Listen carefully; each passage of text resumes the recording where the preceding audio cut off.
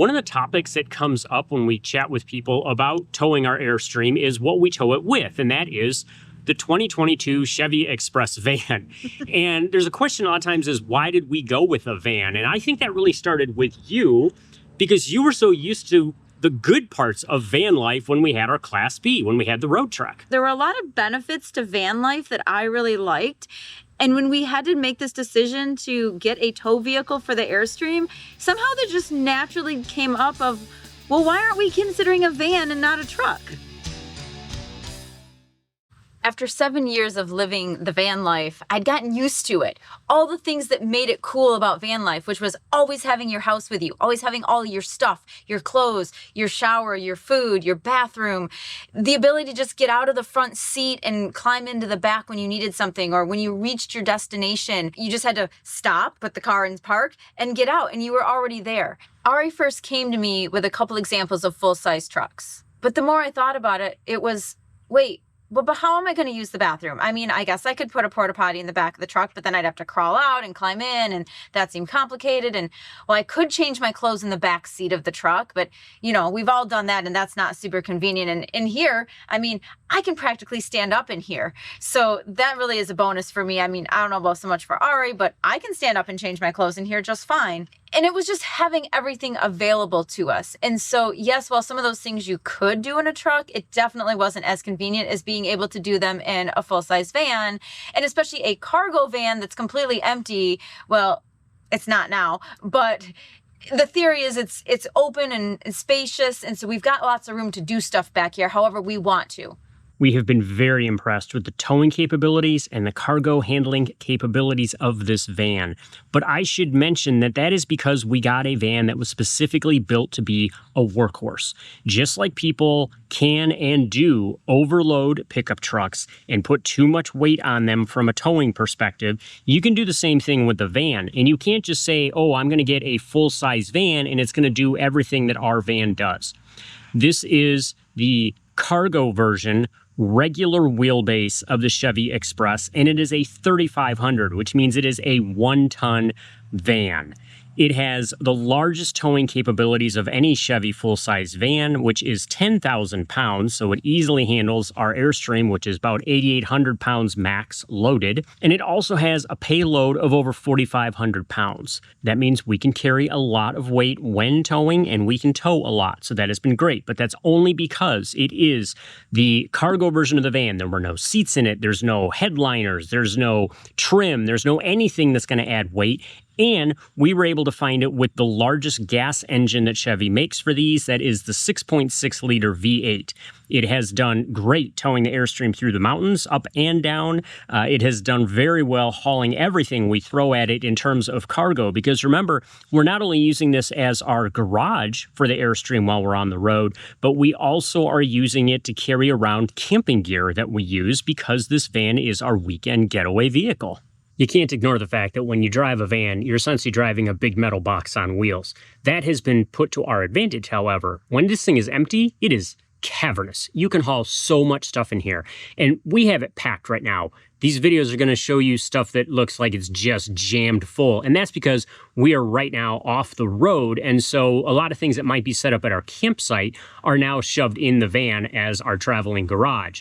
So it's not really a fair representation of what it's like on sort of our day-to-day use. It also has the bed platform in it. And that's great because it gives us a platform to sleep on when we're out doing our weekend camping. But we've also been able to put that to our advantage because we now have a better storage system in terms of levels of storage. So some things are up on top of the platform, other things are stored underneath.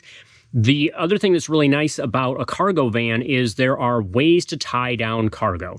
So there are D-rings in the floor, there's places to put hooks everywhere, there's whatever you need to do to make sure that things are strapped in, that they aren't going to fly around. Safety is key, and having the ability to tie things down, strap things in, that's really important because you don't want to be driving a big metal box that is suddenly filled with flying projectiles if you hope not, but if something bad were to happen in terms of an accident, you have to make sure that your cargo isn't going to shift and become a hazard in of itself. one of the conveniences of the van is it's all one big space. So everything is pretty easily accessible, even from the front seat. So on drive days, I can reach back here behind me, and whether it's getting snacks or getting my computer or, whatever else we might need.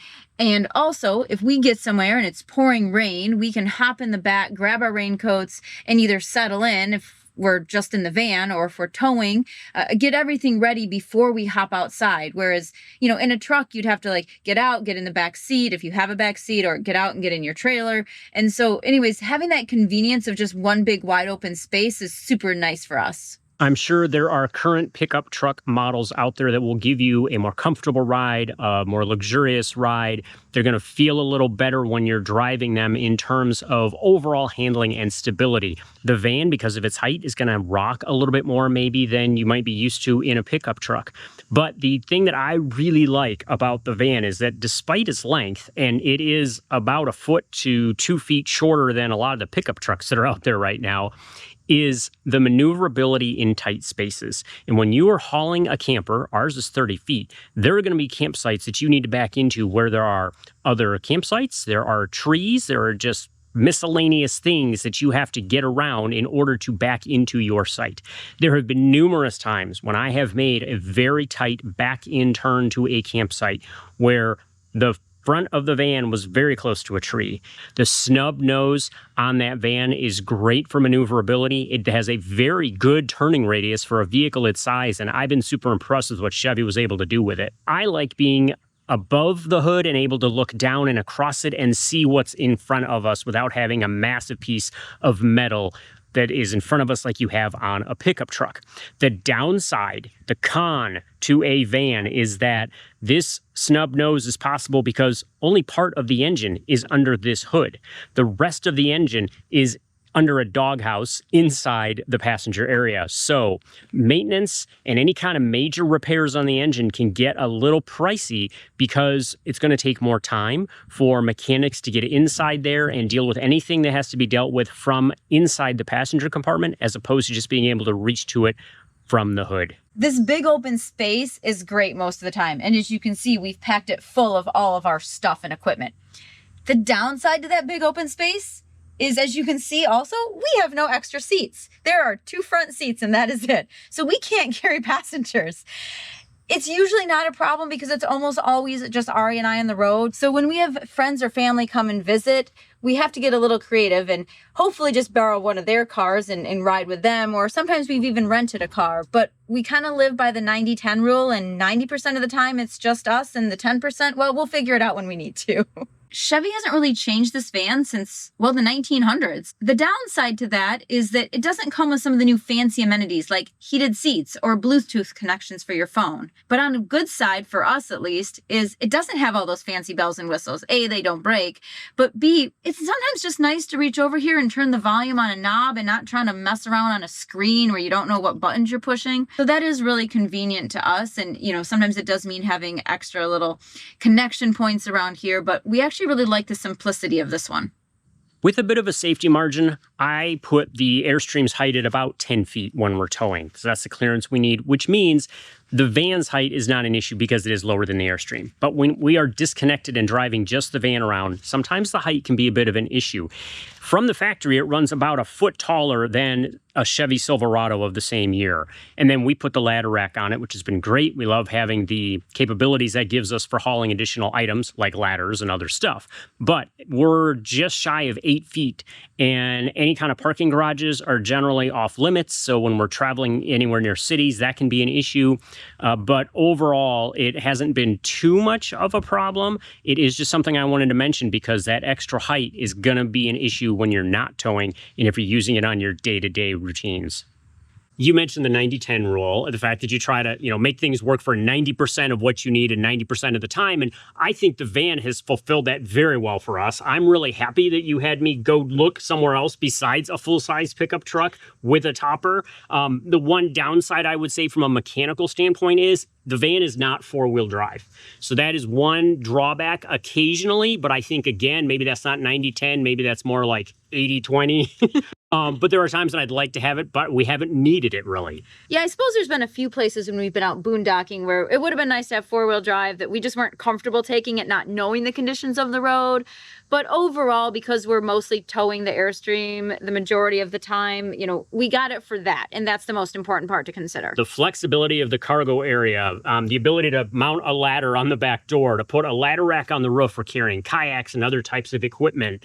You like having equipment inside and protected. Yeah, it's nice being able to put our bikes inside. And while they are foldable bikes, it still is just a peace of mind that they're inside, that all the our inflatable sup is inside, our tools are inside, like everything is just in there, and it's really easily accessible. Plus the being able to have the platform bed and the cooler and the toilet, and we actually sometimes use it as an extra storage closet for our extra coats and rain jackets and all that kind of stuff. So I don't know, we really just like having the van.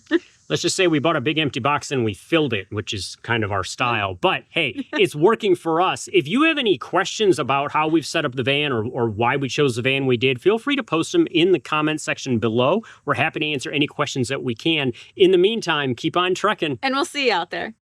Now, I'm really happy with the van, and we've covered that 90% really well. That's not where I was going with it originally. I don't know. All right, I got it. All right, hold on.